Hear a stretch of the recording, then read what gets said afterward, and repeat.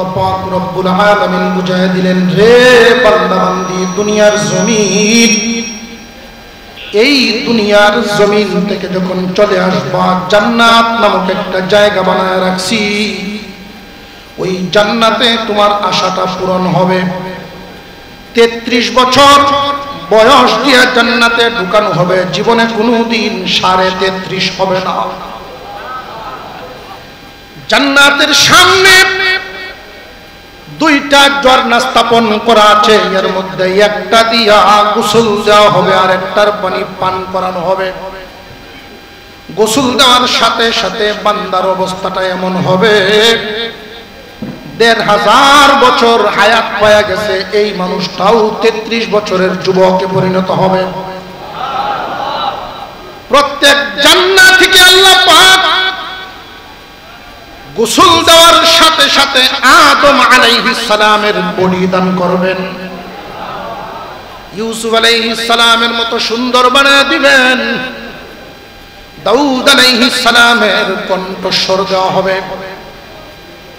আপনার আমার পয়গম্বর সাল্লাল্লাহু আলাইহি ওয়াসাল্লামের মহান চরিত্র দান করা হবে। জান্নাতের ভিতরে এমন কোনো আশা নাই বান্দার যেই আশা পূর্ণ হবে না, সমস্ত আকাঙ্ক্ষা বান্দার পূর্ণ করা হবে। প্রত্যেক ইনসানের জন্য আল্লাহ একটা করে জান্নাত বানাইছে। মানুষ যতক্ষণ পর্যন্ত জান্নাতে যেতে পারবে না, তার মনের সকল আশা পূর্ণ হবে না। অনেক মানুষ আছে, তার মনের টার্গেট ছিল পছন্দের একটা মেয়েকে বিবাহ করা, এই মেয়েকে সে পাইল, মনের সব আশা কি দুনিয়ায় পূর্ণ হয়? সকল আশা পূর্ণ হয় না, কারণ মন এটা এমন গভীর আর এত দ্রুত চলে। ঢাকায় গেলে এখান থেকে 10-12 ঘন্টা সময়ের দরকার, আর মনে মনে গেলে মন কি জিনিস আবার বুঝে, মনে চাইতেই পারে, মনে তুমি কল্পনা করতে পারবা, কিন্তু এই কল্পনা দুনিয়াতে পূর্ণ হবে না। কল্পনা করার জায়গা, পূর্ণ হওয়ার জায়গা। একবারে একটি রোজ কামলা দেয়, এই 1 টাকা কামাইয়া বাজারে আইসা করে বেচা কিনা যা কিছু কিনবার কিনে আড্ডা টাড্ডা দেওয়া শেষ, জমাইতেও পারে না, উন্নতিও হয় না। তো এলাকার মানুষ কোন দিন টাকা পয়সা জমাইবে, কোন দিন কি করবে, কোন দিন কি করবে। তো আল্লাহ পাক রব্বুল আলামিন মানুষের সকল আকাঙ্ক্ষা যে পূর্ণ করেন না, মরণের আগ পর্যন্ত মানুষের আকাঙ্ক্ষা থাকতেই থাকবে, থাকতেই থাকবে, থাকতেই থাকবে। এই আকাঙ্ক্ষা পূর্ণ করতে গিয়ে মানুষ 2টা কাজ থেকে পিছিয়ে যায়। মানুষের সকল আকাঙ্ক্ষা পূর্ণ হওয়ার জায়গা দুনিয়া না, এটা মনে রাখবেন। সকল আকাঙ্ক্ষা যদি পূর্ণ করা লাগে, পূর্ণ করার জন্য একটা জায়গা আল্লাহ বানায় রাখছেন, জায়গাটার নাম জান্নাত। মুসলমান ইমানদার ভাইরা আমার, আমার আপনার পয়গম্বর দাওয়াতের কাজ করেন, দাওয়াতের কাজ করেন। প্রভাবশালী মানুষ ইসলামের বিরোধিতায় লেগে গেল, শত্রুতায় লেগে গেল। আল্লাহ পাক রব্বুল আলামিন কোরআনের আয়াত নাযিল করে দিলেন, ও দুস্থ আমার, ঘাবড়াবেন না, শুধু আপনি নন, সমস্ত পয়গম্বরের কাছে দ্বীনের দাওয়াত দিয়া যাদেরকে আমি পাঠাইছি, আমি মানুষ বানাইছি, মানুষকে আমি জান্নাত দেব বলে দুনিয়ার জমিন পরীক্ষার হল বানায় পাঠাইলাম। একদিকে মানুষকে জান্নাতের রাস্তা দেখাইবার জন্য যুগে যুগে আল্লাহ নবী পাঠাইছেন, আবার আরেক দিকে ওই নবীগণের দাওয়াতের শত্রুর দল শয়তানের দল পাঠাইছেন। একদল হলো দাওয়াতের পক্ষের, আরেক দল দাওয়াতের বিপক্ষের। একদল দাওয়াতের পক্ষের, আরেক দল বিপক্ষের, এটা নতুন নয়। নবী সমস্ত নবীগণের কাছে যুগে যুগে আল্লাহ এই অবস্থা করছেন। আল্লাহ রাব্বুল আলামিন এক আয়াতের মধ্যে বলেন, وَكَذَلِكَ جَعَلْنَا لِكُلِّ نَبِيٍّ عَدُوًّا شَيَاطِينَ الْإِنسِ وَالْجِنِّ يُوحِي بَعْضُهُمْ إِلَى بَعْضٍ زُخْرُفَ الْقَوْلِ غُرُورًا وَلَوْ شَاءَ رَبُّكَ مَا فَعَلُوهُ فذرهم وما يفترون।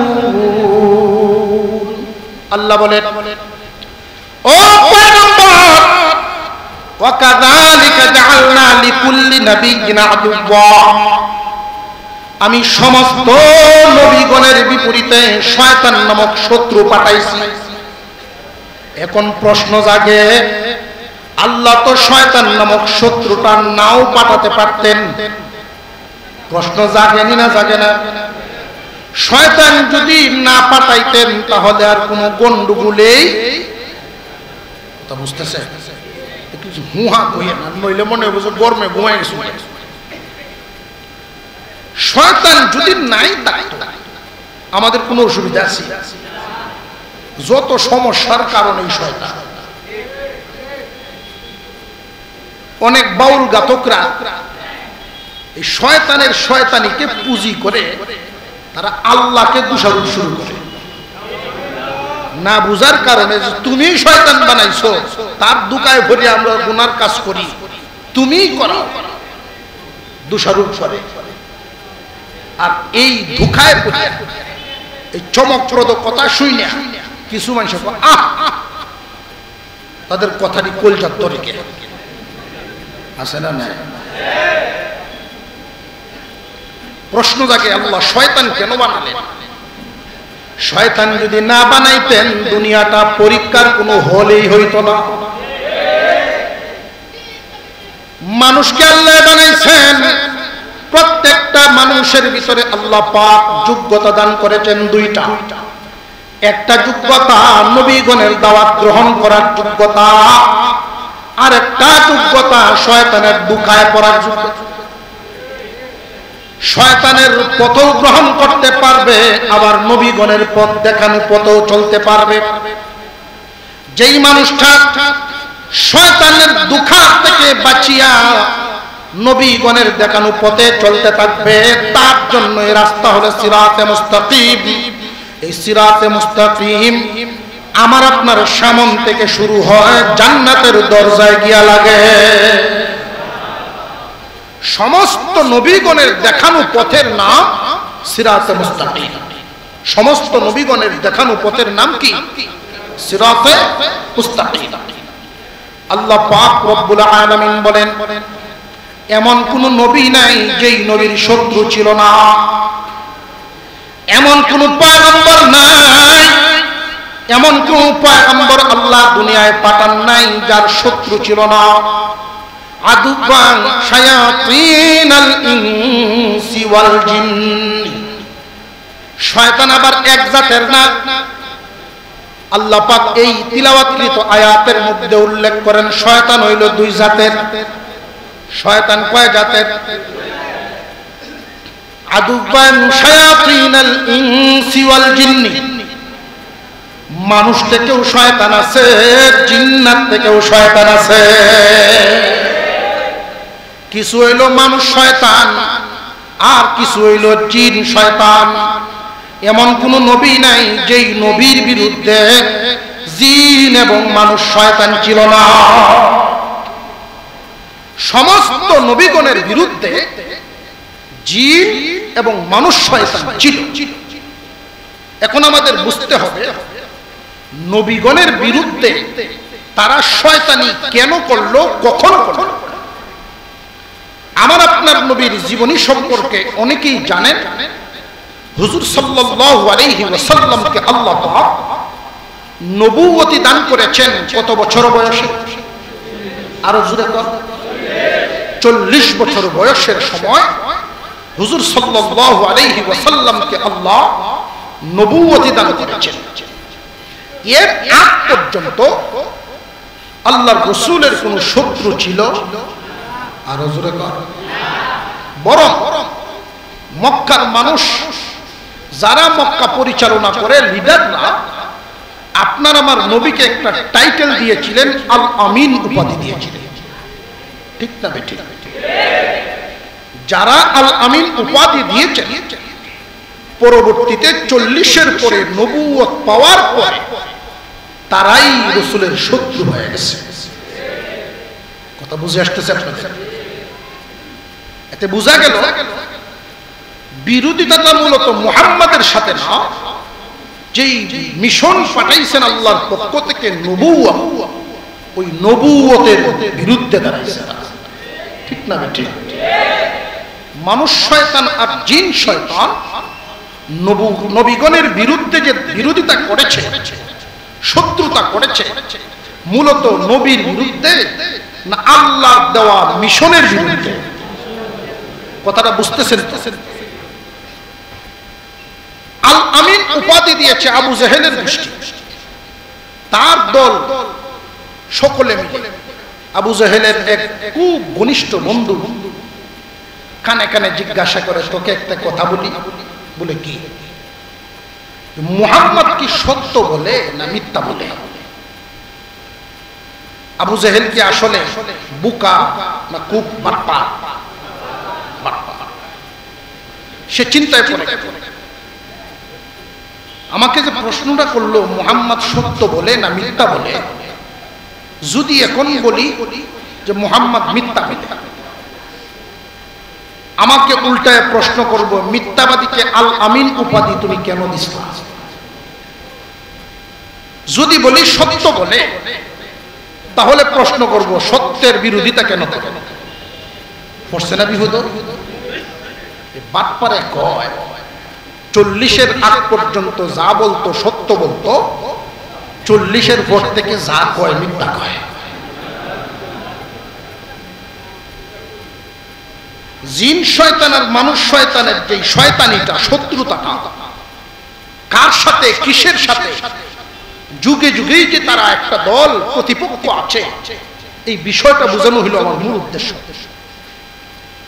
40-এর আগ পর্যন্ত যা বলতো সত্য বলতো, 40-এর পর থেকে যা বলে মিথ্যা বলে। আসলে কি তার কথাটা ঠিক না বেঠিক? 40-এর আগ পর্যন্ত উনি যা বলতেন তা তো সত্য বটেই, 40-এর পর থেকে যা বলেন ডাবল সত্য বলেন। কারণ 40-এর আগে যা বলতেন নিজের পক্ষ থেকে বলতেন, 40-এর পর থেকে যা বলেন সব আল্লাহর পক্ষ থেকে বলেন। হুজুরে আকরাম সাল্লাল্লাহু আলাইহি ওয়াসাল্লাম নবুয়তের মিশন যখন শুরু করলেন, তখন ওনার বিরুদ্ধে একদল শত্রু দাঁড়ায় গেল। শুধু জিন শত্রু না, মানুষ শত্রু দাঁড়ায় গেছে। আল্লাহ পাক রব্বুল আলামিন আপনার আমার পয়গম্বরকে জানায় দিলেন, আয়াত নাযিল করে কিয়ামত পর্যন্ত উম্মতে মুহাম্মাদীকে সজাগ থাকার জন্য আয়াত নাযিল করে বুঝায়া দিলেন। ওয়া কাযালিকা জাআলনা লিকুল্লি নাবিয়্যিন আদুওয়ান শায়াতিনাল ইনসি ওয়াল জিন।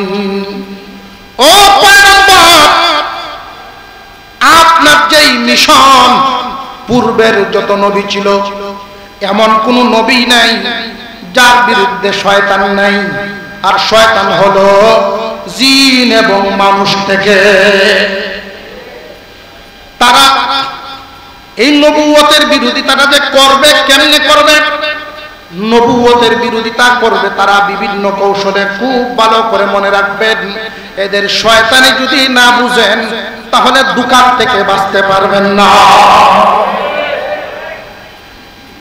শয়তানি যদি না বুঝে দুকার থেকে বাঁচা যাবে না।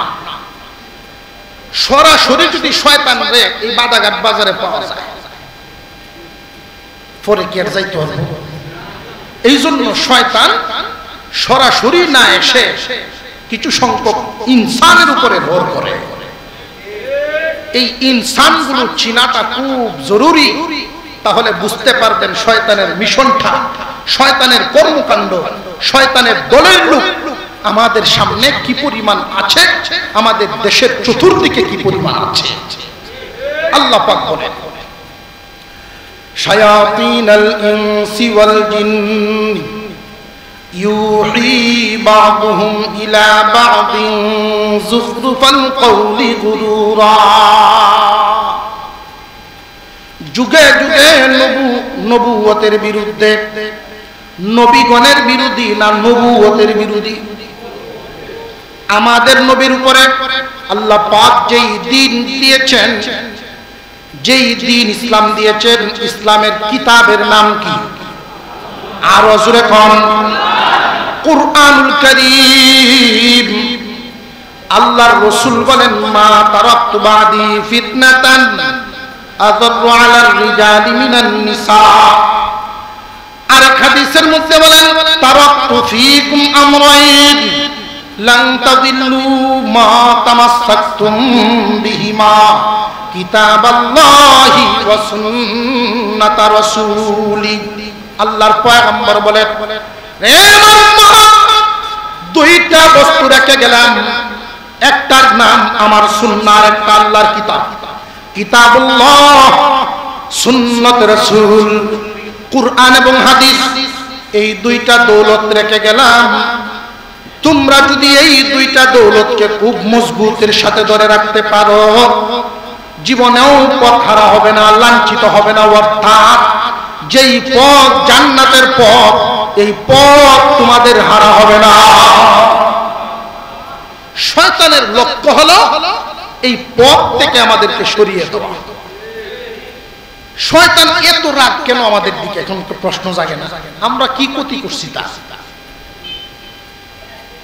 আমরা কি এমন ক্ষতিটা করি? আমরার প্রতি এত জিদ কেন? প্রশ্ন জাগে না? যেই দিন আদম আলাইহিস সালামকে আল্লাহ পাক বানালেন, সকলকে হুকুম দিলেন সিজদা করতে। সমস্ত ফেরেশতারা সিজদা করল, ইল্লা ইবলিস, সে করে নাই। বরং সে যুক্তি পেশ করে, আমি আগুনের তৈরি, আদম মাটির তৈরি। যুক্তি এলো মাটি যদি ছাড়া হয় যায় নিচের দিকে, আর আগুন যদি ছোড়া হয় যায় উপরের দিকে। যুক্তি অনুযায়ী আমি তার চাইতে সম্মানী বেশি, সম্মান আমাকে সে করব, তারে আমি করব কেন? এটা তার যুক্তি। আল্লাহর সামনে কি এই যুক্তিটা যখন বের হয়ে জান্নাত থেকে, তখন সে কি বলেছিল তার এই কথাটা স্মরণ করেন আল্লাহ পাক কোরআনে উল্লেখ করে দিলেন। قال فبما أغويتني لأقعدن لهم صراطك المستقيم قال فبما أغويتني। শয়তান বলা শুরু করলো, যার কারণে আমি লাঞ্ছিত হলাম, অপমানিত হলাম, বিতাড়িত হলাম। লাআকুদান্না লাহুম সিরাতাকাল মুস্তাকিম, আমি বসে যাব তার রাস্তায়, বসে যাব তার রাস্তায়, আমি বসা থাকবো তার রাস্তায়। ইলা সিরাতাল মুস্তাকিম, সিরাতাকাল মুস্তাকিম, তুমি যে রাস্তা দিছো, সিরাতে মুস্তাকিম যেই রাস্তাটা তুমি দিছো, যুগে যুগে নবীগণের মাধ্যমে যেই রাস্তা তুমি দিবা, তোমার দেওয়া রাস্তায় আমি বসে থাকবো, যেন জান্নাতে যাইতে না পারে। এই আদমের কারণে আমি লাঞ্ছিত, বিতাড়িত। সুতরাং তুমি যেই রাস্তা পাঠাইবা, এই রাস্তায় আমি বসে থাকবো। বৈশাখ কি করবে? ثم لآتينهم من بين أيديهم ومن خلفهم وعن أيمانهم وعن شمائلهم ولا تجد أكثرهم شاكرين। আমি তার পথে বসে এমন ভাবে ধোঁকা দিব তার সামন থেকেও ধোঁকা দিব, পিছন থেকেও ধোঁকা দিব, ডান দিক থেকেও দিব, বাম দিক থেকেও দিব। এমন ভাবে তারে ধোঁকা দিব, এত ধোঁকা দিব, এত ধোঁকা দিব, তুমি দেখো সামান্য কিছু মানুষ ছাড়া তোমার খাঁটি বান্দা, শুকরগুজার বান্দা পাইবা না। আমি সবকেই ধোঁকা দিয়া জাহান্নামী বানাইব, পথ হারা বানায় ফেলবো। সঠিক পথে চলতে আমি মানুষকে দিব না। এই মানুষ জাতির জন্য আমি ক্ষতিগ্রস্ত, সুতরাং তাদেরকে সহি পথে আমি চলতে দিব না। শয়তান যে আমাদেরকে ধোঁকা দিবে, এই কথাটা কি নতুন না পুরাতন? পুরাতন। আল্লাহ পাক রব্বুল আলামিন যুগে যুগে নবীগণের মাধ্যমে সোজা রাস্তা দেখাইছেন, সিরাতে মুস্তাকিম। আর সেই সিরাতে মুস্তাকিমের মধ্যে বসে বাধা দিয়েছে কে? আরো জোরে কর, শয়তান। এই শয়তান এক প্রকার না দুই প্রকার? আরো জোরে কর, দুই প্রকার। শয়তান, জিন শয়তান সরাসরি, আর মানুষের উপরে নির্ভর করে মানুষ শয়তান, শয়তানের এক দল। হুজুর আকরাম সাল্লাল্লাহু আলাইহি ওয়াসাল্লাম এক হাদিসের মধ্যে উল্লেখ করে, বড় শয়তান যে তার সিংহাসন সমুদ্রের উপরে। কিসের উপরে? সমুদ্রের উপরে। সেই সমুদ্রের উপরের সিংহাসন থেকে প্রতিদিন তার চেলা চামুন্ডা যারা আছে, তার বাহিনী, এদেরকে বিভিন্ন কাজে নিয়োজিত করে, তাদের ডিউটিতে পাঠায়। আবার সন্ধ্যাবেলায় কোন কাজে কে কি পরিমাণ সফলতা অর্জন করেছে এর রিপোর্ট সে শুনে। রিপোর্ট শোনার পরে শয়তানের পক্ষ থেকে তার বাহিনীকে পুরস্কার দেওয়া হয়। একদিনের একটা ঘটনা হাদিসের মধ্যে উল্লেখ করা হয়। কোন শয়তান, শয়তানের বাহিনীর কোন সৈনিক গিয়া ভাইয়ে ভাইয়ে ঝগড়া লাগালো, কোন সৈনিক গিয়া স্বামী স্ত্রীতে ঝগড়া লাগালো, কোন সৈনিক গিয়া একে অপরের সাথে মারামারি লাগালো। যত খাতে শয়তানি আছে সব করলো। আর একটা দুর্বল শয়তান আছে, এটা কোনো দিকে যাইতে পারছে না। এটা একটা গুড়ার বাচ্চার ভেষ ধরিয়া এক শয়তানি করছে। সন্ধ্যাবেলায় যখন বড় শয়তানের কাছে রিপোর্ট পেশ করা হয়, সবাই সবগুলি বলছে। সর্বশেষ ওকে জিজ্ঞাসা করলো, তুই কি করলি? আমি বেশি দূর যাইতে পারছি না, আমি কান্দা কাছাতে ছিলাম, মাদ্রাসার ধারে একটা মাঠ আছে, ওইখানে বসে ছিলাম। তো একটা বাচ্চা একটা কায়দা হাতে নিয়ে মাদ্রাসার দিকে যাইতেছিল, আর আমি ঘোড়ার এক বাছুরের ভেষ ধরিয়া তার সামনে যখন দৌড়াইতেছি, তো ঘোড়ার বাচ্চা তো দেখতে খুব সুন্দর। ওই বাচ্চাও মাদ্রাসার কথা ভুইলা ওই ঘোড়ার বাচ্চারে দৌড়ায়। ছোট বাচ্চারে ঘোড়ার ভেষ ধরিয়া আমি মাদ্রাসার ক্লাস থেকে তারা ফিরত রাখছি। শয়তান তারে টান দিয়া বুকের সাথে বিষয়া বলে, যত বাহিনী যত কাজ করছে সবচাইতে দামি কাজটা তুই করছিস। কথা বুঝে আসছে আপনাদের? যত রকমের দুঃখ আছে মানুষকে জান্নাতের রাস্তা থেকে ফিরানো, যুগে যুগে নবীগণের শত্রু ছিল শয়তান বাহিনী। কথাটা কার? জবান খুলে আওয়াজ দিয়া কোন কার? যুগে যুগে নবীগণের শত্রু ছিল। নবীগণের মানে দাওয়াতি মিশনের ইলমে ওহীর শত্রুই ছিল শয়তান বাহিনী। শয়তান বাহিনীটা জিন এবং ইনসান থেকে জান্নাতের রাস্তায় বাধা দেওয়া হলো শয়তানের প্রধান টার্গেট। ইনসান যেন জান্নাতে যাইতে না পারে, কারণ ইনসান যদি জান্নাতি হয় ইনসান সফল হয়ে গেল।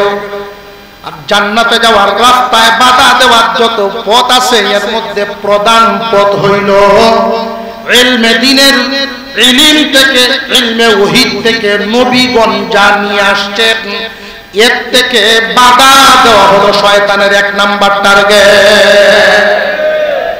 কথা বুঝে আসতেছে আপনাদের? আপনি আমল করবেন জান্নাতে যাওয়ার জন্য। প্রথমেই শুরু করছি, কথাগুলি ভুলে গেলে হবে না। জান্নাতে যাওয়ার জন্য কয়টা দৌলত লাগবে? দুইটা, ঈমান এবং নেক আমল। ঈমান এবং নেক আমল। নেক আমল করতে গেলে ইলমের দরকার আছে না নাই? আরো জোরে কর। নেক আমল করতে গেলে ইলমের দরকার। না জানলে যা হয়, করুণা ইসলামে করুণা দেশ, মসজিদে যাওয়া নিষেধ, মুসল্লিদেরকে নিষেধ দেওয়া হয়েছে। তো যার যার বাংলা ঘর, বড় ঘর, 20 জন 30 জন করে তারা বাড়ি ঘরের মানুষ মিলে নামাজ পড়ে। তো মাদ্রাসার এক ছাত্র রাখছে খতমে তারাবি, হইতো না সূরা তারাবি পড়াইবো। তো ছোট এক ছাত্র প্রতিদিন তারাবি পড়ায় এসে, খুব বৃষ্টি নামছে, এই দিন আর মাদ্রাসার ছাত্র আসতে পারে না। তখন বাড়ি ঘরের মানুষ 10-12 জন, তারা তো পড়তো। ইমামতি কে করবে? মানে একজন আর একজনরে কয়, একজন আর একজনরে কয়। তো যিনি মুরব্বী মানুষ বল, মাস্টার সাহেব আপনিই পড়ান। হয় না, ওটার নাম মাস্টার, আসল মাস্টার এমনি মাস্টার ডাকে। এইভাবে ঘুরতে ঘুরতে এইভাবে কেউ আর এই দায়িত্ব নিতে রাজি না। অবশেষে তুমি দেখছি কয়েকদিন যাবত মসজিদে যাও, নামাজ টামাজ পড়ো, তুমি পড়ো। কয় আমি সূরা তো খুব বেশি জানি না, 10টা জানি না, আমি 4টা জানি। 60 সূরাতেই পড়াইল। কয় আচ্ছা যাও, 60 সূরাতেই পড়াইল। নামাজ 60 সূরাতেই পড়াইছে ঠিক, তো 4 রাকাত 6 রাকাত পড়ে পড়ে সরু সেজদা দেয়। 4 রাকাত 6 রাকাত পড়ে পড়ে সরু সেজদা, নামাজ শেষ হয়েছে। 6-7 পড়ে এক ছেলে এটাই জিজ্ঞেস, দাদা তুমি ঘন ঘন সরু সেজদা দিছো, এয়ার সারে ফিস ধরছি কোনা কইতে, ওটা সবার সামনে বলা যেত না। এ বসে রয়েছে, সব যখন বিদায় হয়েছে, কয় দাদা কই বাজে? কয় আজকে আমার একটু গ্যাস হয়ে গেছে, একটু পরে পরে বাতাস এসে পরে আমি চেষ্টা করছি আটকানোর, পারছি না, কোন রকম করে সৌ সেজদাতে দিয়ে নামাজটা ঠিক রাখছি। জানায় না না জানায়? কয় কারণে ওযু ভাঙ্গে, এটা যদি জানা না থাকে ওযু ছাড়াই তো নামাজ পড়ব। কথা বুঝে আসতেছে? বহু মানুষ এমন আমি দেখছি মসজিদে গিয়া সেজদা দিছে ঠিক, দুনো পা একসাথে তুলে রাখছে, এমনও আছে। এই কাজটা কি জানিয়া করলো না না জানিয়া? না জানার কারণে নামাজ এই যে তার হবে না, না জানার কারণে। তো শয়তানের 1 নাম্বার টার্গেট হবে হুজুর সাল্লাল্লাহু আলাইহি ওয়াসাল্লাম যেই নবুয়তির মিশন নিয়ে আসলেন, এই নবুয়তি মিশনে বিরোধিতা করবে জিন শয়তান আর মানুষ শয়তান। এই জিন শয়তান আর মানুষ শয়তানের যেই বাধাটা হবে, যেই মিশনটা টার্গেট হবে, তাদের প্রধান টার্গেটই হলো উম্মতে মুহাম্মাদীকে ইলমে দ্বীন থেকে দূরে সরায় রাখা। আর ইলমে দ্বীন থেকে দূরে সরাবে কেমনে, এই কেমনেটাও আল্লাহ উল্লেখ করে দেন। সুবহানাল্লাহ। وكذلك جعلنا لكل نبي عدوا شياطين الإنس والجن يوحي بعضهم إلى بعض زخرف القول غرورا। আল্লাহ পাক রব্বুল আলামিন বলেন, দোস্ত আমার, নবুয়তি মিশনের বিরোধিতা, নবীগণের শত্রু এমন কোন যুগ, এমন কোন নবী ছিল না যেই নবীর শত্রু ছিল না।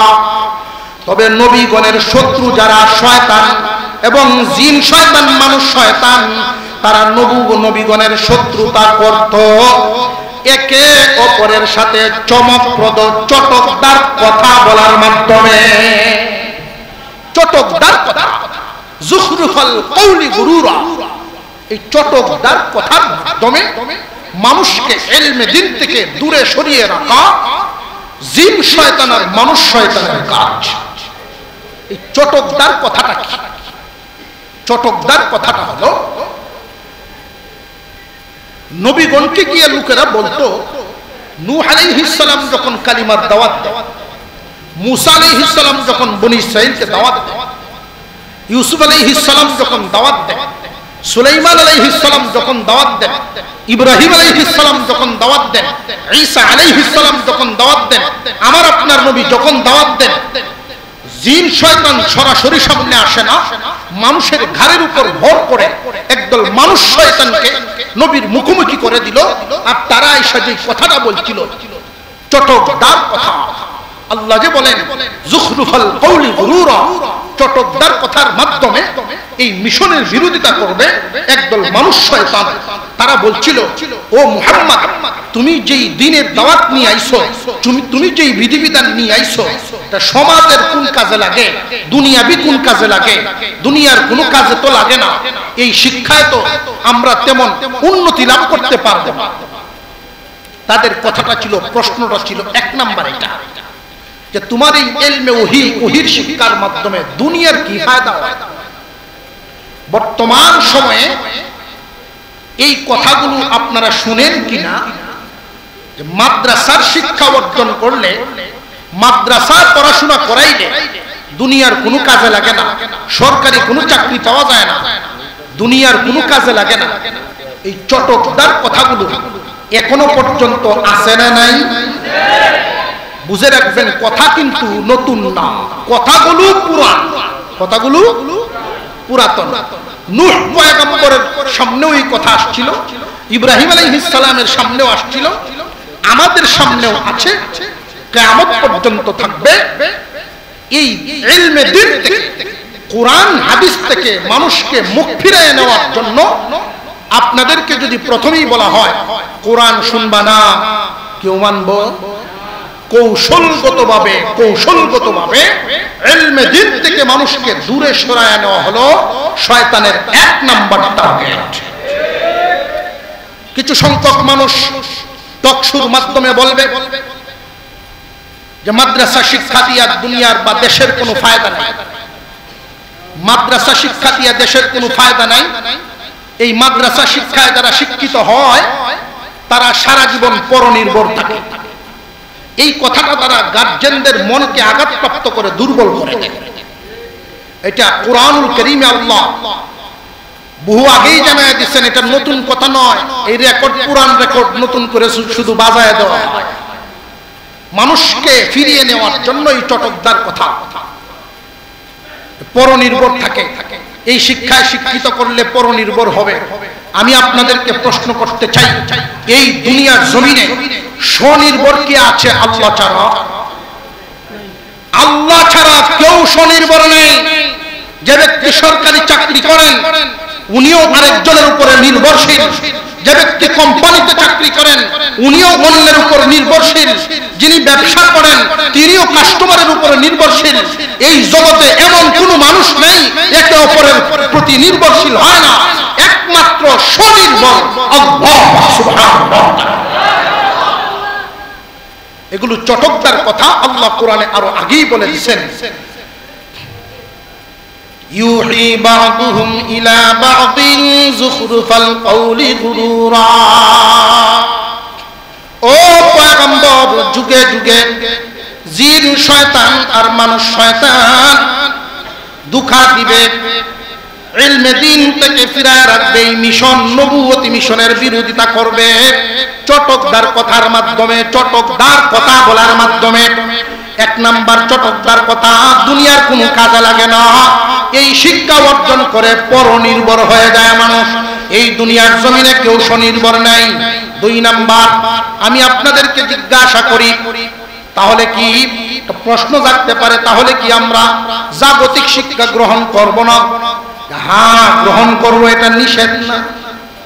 জাগতিক শিক্ষা নিষেধ না। শয়তানের টার্গেটটা আমাদের বুঝতে হবে, ওর শয়তানির জাল থেকে বাহিরে থাকতে হবে। এই চটকদার কথার মাধ্যমে শয়তান যেটা করে থাকে, আমাদের অন্তর থেকে যেন ইলমে দ্বীনের মহব্বত, আলেম উলামাদের মহব্বত বের করে দিতে না পারে, ইলমে দ্বীনের মুহাব্বত আমাদের অন্তরে থাকতে হবে, আলেম উলামাদের মুহাব্বত আমাদের অন্তরে থাকতে হবে। আর যদি না থাকে, যে সমস্ত লোকেরা আলেমদেরকে ঘৃণার চোখে দেখে, ইলমে দ্বীন শিক্ষা অর্জনকে অপছন্দ করে, বুঝবেন এই মানুষগুলো যদিও আপনাদের সমাজে বসবাস করে, ওরা দেখতে মানুষ কিন্তু দল শয়তান। এটা আমার কথা না, কোরআনে আল্লাহ বলে দিয়েছেন। যারা কোন মানুষকে বলে তোর বাচ্চারা কোথায় পড়ে, মাদ্রাসায়, মাদ্রাসা পড়াকে যারা এনকারের চোখে দেখবে, ইলমে দ্বীন অর্জন করাকে যারা বাঁকা নজরে দেখবে, বুঝবেন দেখতে যদিও মানুষ দেখা যায়, ওরা মানুষ না, ওরা শয়তানের দলভুক্ত হয়ে গেছে। প্রথম টার্গেটটাই কেনই প্রথম টার্গেটটা ইলম থেকে ফিরানো, যে ইলম ছাড়া মানুষ জান্নাতের রাস্তা পাবে না। মুসলমান ভাইরা, আলেম উলামারা জাগতিক শিক্ষাকে বাধাগ্রস্ত করছেন না। জাগতিক শিক্ষা এটা কি ইলমে ওহী না কোনো মানুষের আবিষ্কার? ফ্যান ঘুরতেছে, এটার একটা ফায়দা আমরা হাসিল করতেছি, এটা একটা মানুষের আবিষ্কার, ঠিক না বেটি? এই লাইনে জাগতিক শিক্ষায় যারা শিক্ষিত হয়, আমরা প্রশ্ন করি যে সমস্ত লোকেরা বাধা দেয় এবং এই পরামর্শ দেয় যে মাদ্রাসা শিক্ষায় শিক্ষিত না করে জেনারেল শিক্ষায় শিক্ষিত করে, আমরা কেন নবীগণের দেওয়া এই কোরআন হাদিস গ্রহণ করব? আমরা তাদেরকে বলবো যে মানুষের সাথে এই পৃথিবীতে যত শিক্ষা ব্যবস্থা আছে, ইলমে ওহীর সামনে এগুলো মোকাবেলা করবেন। মোকাবেলা কোনটার মান কত? ইলমে ওহী আল্লাহর পক্ষ থেকে আসা, আল্লাহর পক্ষ থেকে আসা। জাগতিক শিক্ষা মানুষের আবিষ্কৃত করা। একজন আত্মসম্মানবোধ মানুষ এই কথা বলতে পারে যে আমি মানুষের শিখানোটা গ্রহণ করব আগে, নাকি আল্লাহর দেওয়া ইলম গ্রহণ করব আগে? মানুষের দেওয়া শিক্ষাকে সম্মান দেব বেশি, নাকি আল্লাহর দেওয়া পাঠানো শিক্ষাকে সম্মান দেব বেশি? কথা বুঝে আসতেছে আপনাদের? দুনিয়ার জরুরতে জেনারেল শিক্ষা প্রয়োজন। মুসলমানের সন্তান ডাক্তার প্রয়োজন, ইঞ্জিনিয়ার প্রয়োজন, ব্যবসায়ী প্রয়োজন। সব লাইনে মুসলমানের শিক্ষা, ছাত্ররা, মুসলমানের ছেলেরা মেয়েরা শিক্ষা হাসিল করবে, কিন্তু ইলমে দ্বীনের সেই সম্মান মুহাব্বত এই অন্তরের মধ্যে রাখতেই হবে। আর যদি ইলমে দ্বীনের মুহাব্বত অন্তরে না থাকে, বুঝবেন শয়তানের চক্রান্তের জালে আপনি ফেঁসে গেছেন। মুসলমান ইমানদার ভাইরা আমার, বর্তমান সমাজেও লক্ষ্য করে দেখেন, আলেম উলামাদের প্রতি যারা বিদ্বেষ পোষণ করে, এদের শেষ অবস্থা খুব একটা ভালো হয় না। যুগ যুগ ধরে আল্লাহ পাক রব্বুল আলামিন জানায়া দিয়েছেন, ও পয়গম্বর, জিন শয়তান আর মানুষ শয়তান চটকদার কথার মাধ্যমে, চটকদার বুলির মাধ্যমে মানুষকে ইলমে দ্বীন থেকে দূরে সরায় রাখবে। আপনারা জানা দেন, শয়তানের দুখায় যেন মানুষ এই সিরাতে মুস্তাকিম থেকে সরে না যায়। কোন মানুষ গ্রহণ করবে নবীর দেওয়া রাস্তা, কোন মানুষ গ্রহণ করবে শয়তানের দেওয়া রাস্তা। যারা নবীগণের দেওয়া রাস্তা গ্রহণ করে, তাদের ফলাফল কি হবে? আল্লাহ বলেন, ইন্নাল্লাযীনা আমানু ওয়া আমিলুস সালিহাতি কানাত লাহুম জান্নাতুল ফিরদাউসি নুজুলা। নিশ্চয়ই যারা ঈমান এবং নেক আমল, এই দুইটা দৌলত। ঈমান হলো বিশ্বাসের নাম। বিশ্বাস কি? একদিন দুনিয়াতে ছিলাম না, এখন আছি, একদিন থাকবো না, এবং হাসরের মাঠে হিসাব নিকাশ হবে, জান্নাত আছে, জাহান্নাম আছে। এই কথাগুলোর বিশ্বাস অন্তরে থাকা, এটার নাম ঈমান। নেক আমল, আল্লাহ পাক রব্বুল আলামিন যা আদেশ করেছেন তা ছাড়ব না, যা নিষেধ করেছেন তা করব না।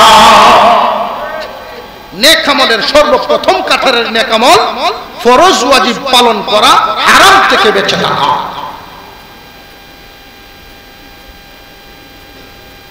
ঈমান আনার পরে এই মিশনটা যারা ধরে রাখবে যে আমি ফরজ ওয়াজিব ছাড়বো না, হারাম কাজ করব না, ফরজ ওয়াজিব ছাড়বো না, হারাম কাজ, এটা মুখস্থ হয়ে যায়, ফরজ ওয়াজিব ছাড়বো না, হারাম কাজ করব না। আল্লাহ পাক রব্বুল আলামিন বলেন এই দৌলত নিয়ে যারা ঈমান এবং নেক আমল, ঈমান বিশ্বাসের নাম, নেক আমল হলো ফরজ ওয়াজিব ছাড়ে নাই, হারাম কাজ করে নাই, শয়তানের দুকায় কখনো যদি তার স্লিপ কেটে অগত্যায় একটা হারাম কাজ ঘটে গেছে, তওবা করে এমন ভাবে কান্নাকাটি করে আল্লাহ পাক রব্বুল আলামিনের দরবারে তওবা করে সে আল্লাহকে খুশি করে দেয়। এই একটা দৌলত, হারাম কাজ করে না, ফরজ ওয়াজিব ছাড়ে না। ওই মানুষগুলো যেই দিন দুনিয়ার থেকে বিদায় হবে আল্লাহ বলেন কানাত লাহুম জান্নাতুল ফিরদাউসি নুজুলা, জান্নাতুল ফিরদাউসের মেহমান বানানো হবে। এই জান্নাতুল ফিরদাউসের মেহমান হতে হলে এই ফরজ ওয়াজিব ছাড়া যাবে না, হারাম কাজ করা যাবে না। এখন এই জায়গায় আসে, ফরজ ওয়াজিব যদি আপনি পালন করে যান তাহলে মনের অনেক অনিচ্ছাকৃত ইচ্ছাকৃত অর্থাৎ মনের সাথে যুদ্ধ করতে হবে, ঠিক না ঠিক? হারাম থেকে যদি বাঁচতে হয় মনের সাথে আপনার যুদ্ধ করতে হবে।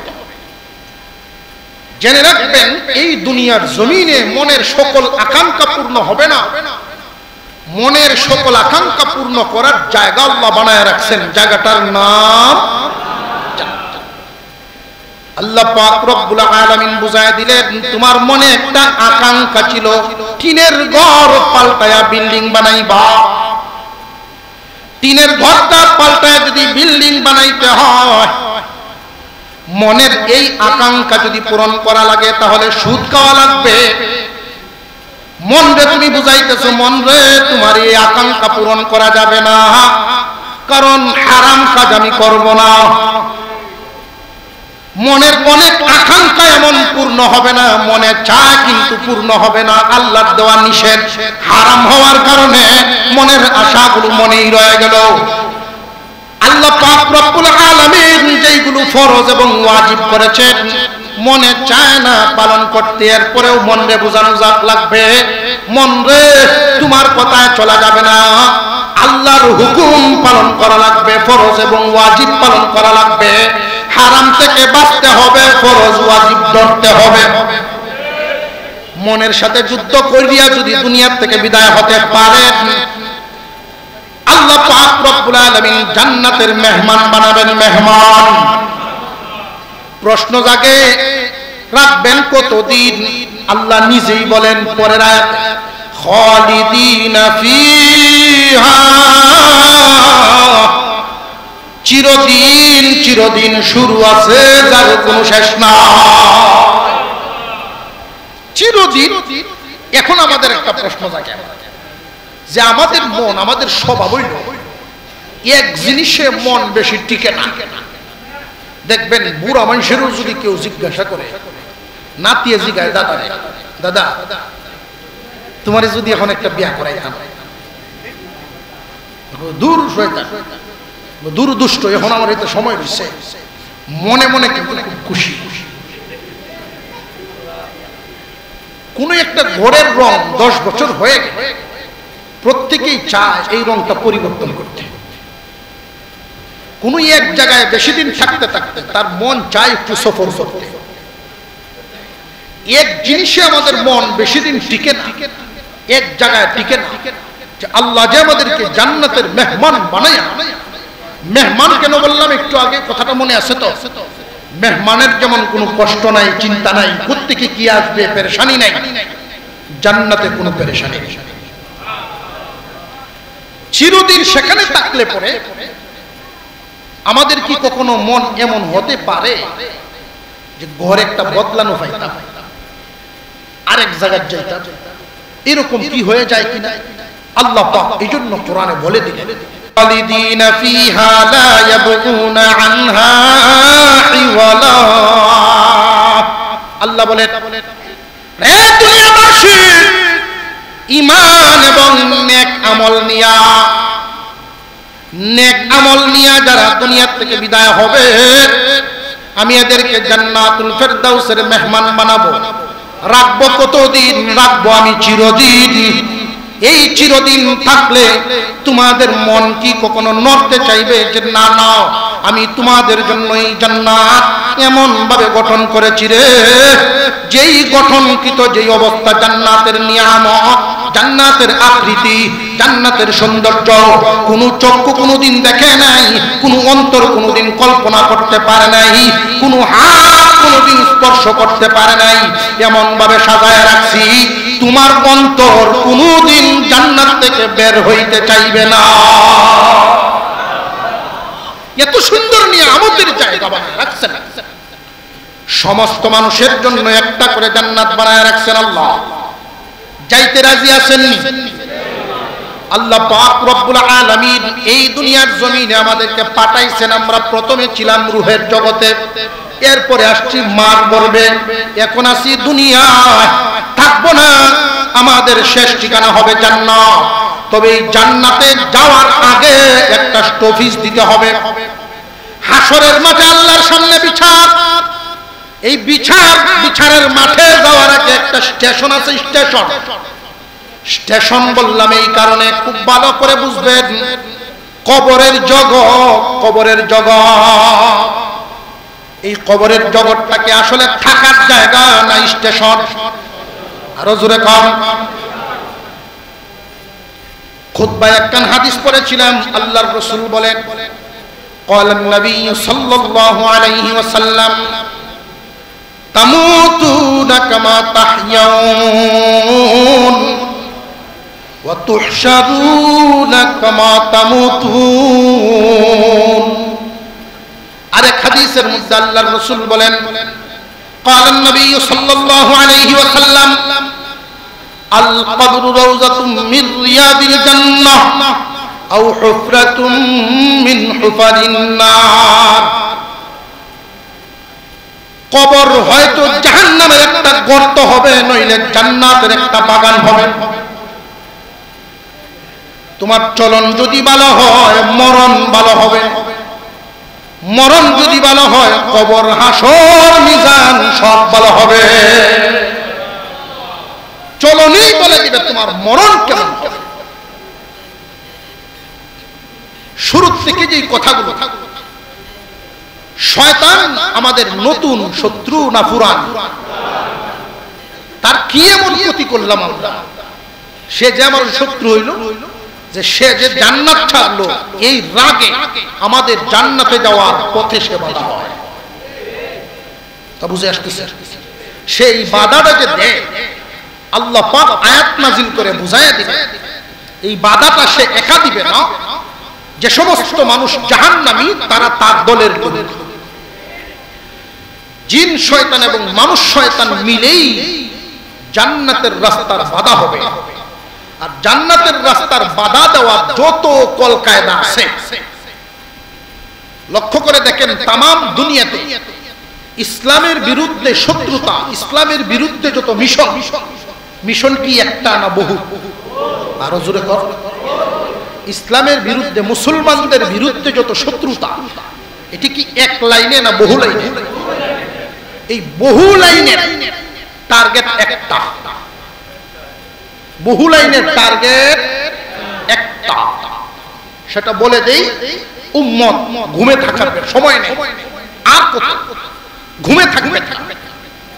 সমস্ত লাইনে টার্গেট, মুসলমানদের সকল শত্রুদের টার্গেট একটাই, শেষ ফিনিশিং, মুসলিম জাতিকে কুরআন থেকে দূরে রাখা। কুরআন থেকে যদি মুসলিম জাতি দূরে থাকে, শয়তান ইচ্ছা মতো তাকে ব্যবহার করতে পারে। আর কুরআনুল কারীমের সামান্য অংশ যদি মুসলমানের ভিতরে ঢুকে যায়, আল কুরআন নূরুম মিন ইলাহি, কুরআন হলো আল্লাহর পক্ষ থেকে দেওয়া এক লাইটের নাম, আলোর নাম। কুরআন যারা শিখবে না, তাকে শয়তান যেভাবে ধোঁকা দিতে পারে, কুরআন যারা শিখে ফেলে তাকে এইভাবে ধোঁকা দিতে পারে না। কোরআন শিখলো একজন আর শিখলো না আরেকজন, দুইজনের বেশ কমটা আল্লাহর রাসূল এক হাদিসে বলেছেন। আপনাদের অসুবিধা হচ্ছে না? قال النبي صلى الله عليه وسلم إن الذي ليس في جوفه شيء من القرآن كالبيت الخريب। আপনার আমার পয়গম্বর বলেন, যার ভিতরে কোরআন আছে আর যার ভিতরে নাই সমান না। যার ভিতরে কোরআনের কোনো অংশ নাই তার ভিতরটা বিরান ঘর, মানব শূন্য ঘরের মতো। মানব শূন্য ঘর আছে ঠিক, মানুষ নাই এমন একটা ঘরে যেইভাবে বিভিন্ন প্রজাতির প্রাণীরা বসবাস করতে পারে, ঠিক তেমনি একটা মানুষ যদি কোরআন নামক আলো তার ভিতরে না ঢুকায়, কোরআনের শিক্ষা হাসিল না করে, তার ভিতরে শয়তানে এমন ভাবে ধোঁকা দেয়, শিরকি বেদাতি কত ধরনের ধোঁকা তারে ফেলবে।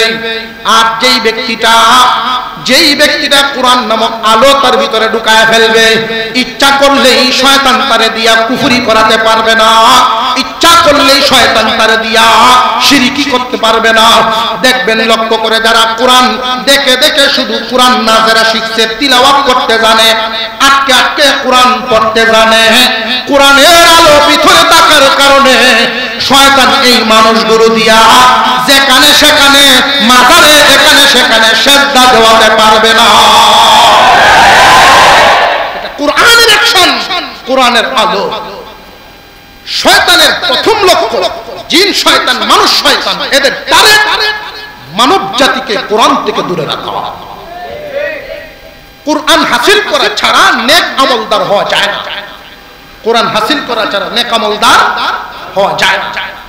আর নেক আমলদার হইলেই পরে ঈমানদার জান্নাতে যাবে।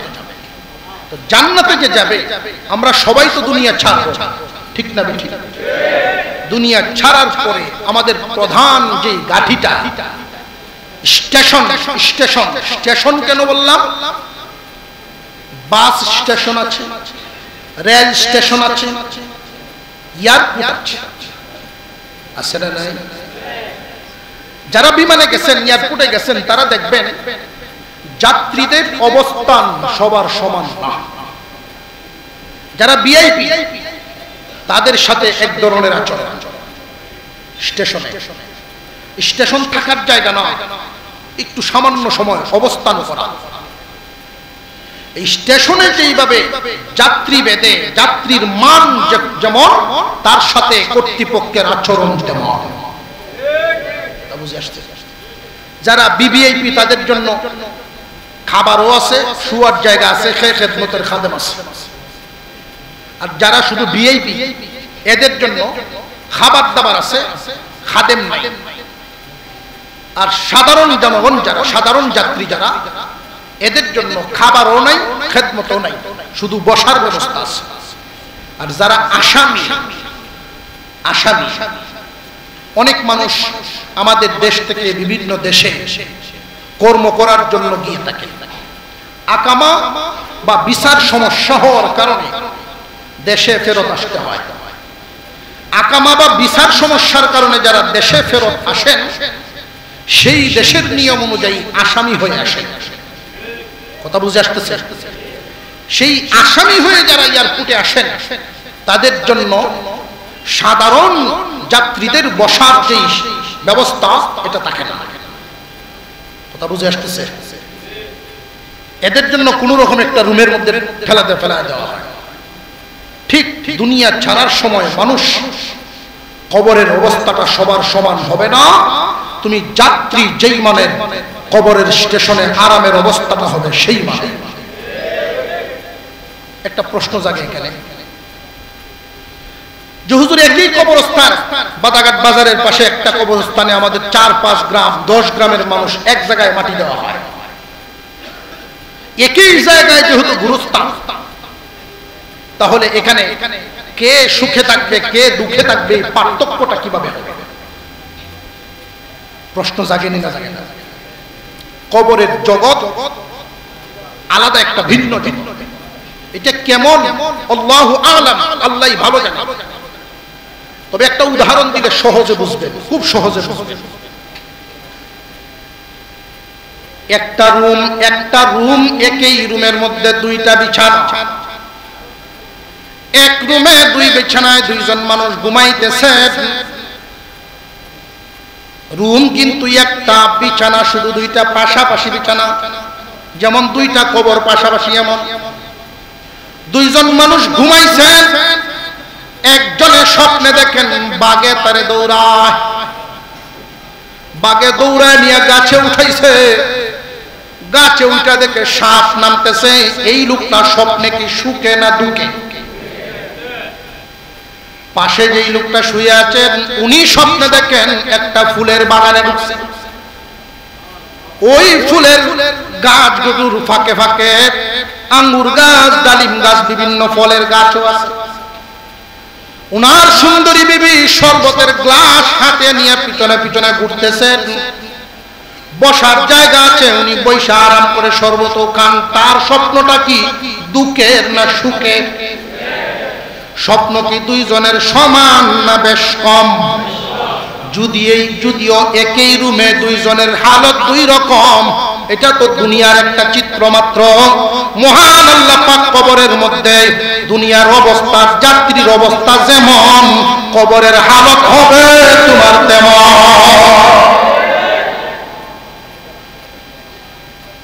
এবার হাসরের মাঠে যখন মানুষকে উঠানো হবে, মুঠামুঠি ভাবে আমরা ফিনিশিং এর দিকে চলে আসতেছি। কারণ আমাদের আজকের যিনি, আমরা যার অপেক্ষায় অপেক্ষমান, যার অপেক্ষায় আমরা অপেক্ষমান, উনি চলে আসবেন। হাসরের মাঠে অবস্থান করব। সেখান থেকে সমস্ত মানুষগুলোকে প্রথমে দুই ভাগে ভাগ করা হবে। কয় ভাগ? এক ভাগ ইমানদার আর এক ভাগ বেঈমান। বেঈমান যারা, তারা চিরস্থায়ী জাহান্নামী বলে ঘোষণা হয়ে যাবে, জীবনে মুক্তি পাবে না। আর সরিষার দানের পরিমাণও ঈমান ছিল, এই মানুষটাও ডান হাতে আমলনামা নিয়ে জান্নাতি বলে ঘোষণা হবে। ডান হাতে আমলনামা নিল একদল জান্নাতি, বাম হাতে আমলনামা নিল একদল জাহান্নামী। কয় ভাগ হইল? দুই ভাগ। জাহান্নামে যারা এই মুহূর্তে গেল তারা চিরস্থায়ী, এদের কোনো মুক্তি নেই। এখন জান্নাতে যে খারাইল ডান দিক দিয়া, ডান হাতে আমলনামা নিয়ে, তারা সমস্ত মুসলমান ইমানদার একসাথে জান্নাতে যাবে না, একসাথে জান্নাতে যাবে না। কেন? যে সকলের আমলের অবস্থা সমান না। যদিও ঈমান নিয়ে মারা গেছে, আমলের অবস্থা সমান না। একদল মানুষ সেখান থেকে বিনা হিসেবে জান্নাতে যাবে। আর একটু জোরে কর। আরেকদল মানুষ সহজ হিসেবে জান্নাতে যাবে। আরেকদল মানুষ জাহান্নামের সাজা খেটে তারপর জান্নাতে যাবে। একদল মানুষ বিনা হিসাবে, আরেকদল মানুষ সহজ হিসাবে, আরেকদল মানুষ সাজা খেটে। বিনা হিসেবে যাবেন, ফরজ ওয়াজিব কখনো ছাড়ে নাই, হারাম কাজ করে নাই, শুধু এই দুইটার মধ্যে সীমাবদ্ধ না।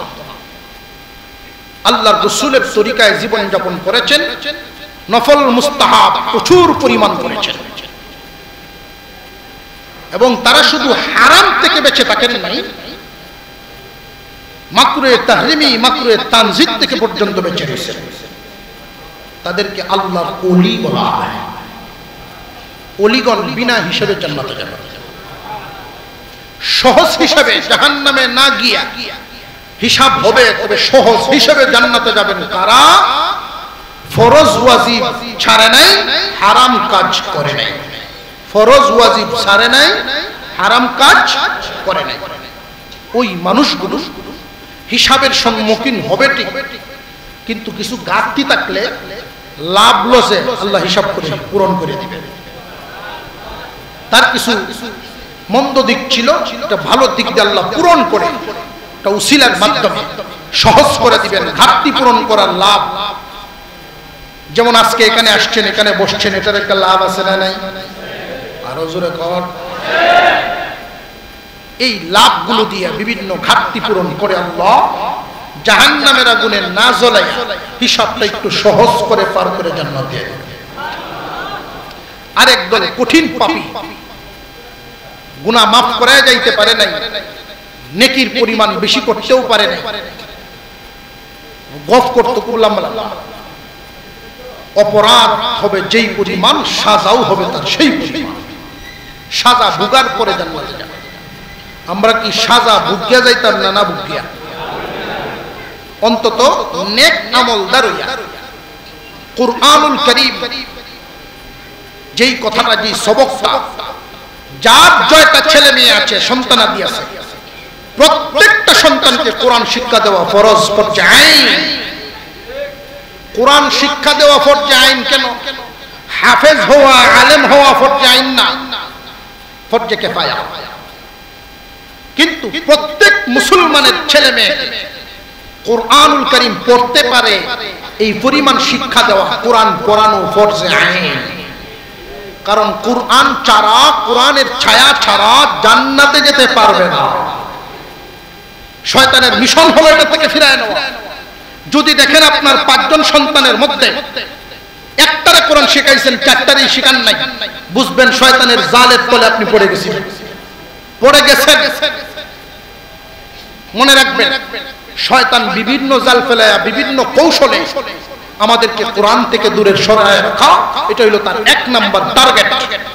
যারা কোরআন তিলাওয়াত শিখতে পারছেন, সন্তানদেরকে পড়াচ্ছেন, পড়াইতেছেন, আরেকজনকে পড়ানোর উসিলা হইছেন, আরেকজনের সন্তানদেরকে মাদ্রাসায় এনে দেন, আপনার উসিলায় অনেক মানুষ কোরআন শিখে, বুঝবেন আল্লাহর রহমতের ছায়ায় আপনি আছেন। আল্লাহ যেন আমাদেরকে আমলের তৌফিক দেন, বলুন আমিন। উসিলা হিসাবে একটা আমল আপনাদের সামনে তুলে ধরি। বাদাঘাট অনেক আসছি, ইনশাআল্লাহ বেঁচে থাকলে, সুস্থ থাকলে আরো আসবো। মোহতারাম হুজুর মহব্বত করেন, আপনাদের অনেক মহব্বত, আলহামদুলিল্লাহ।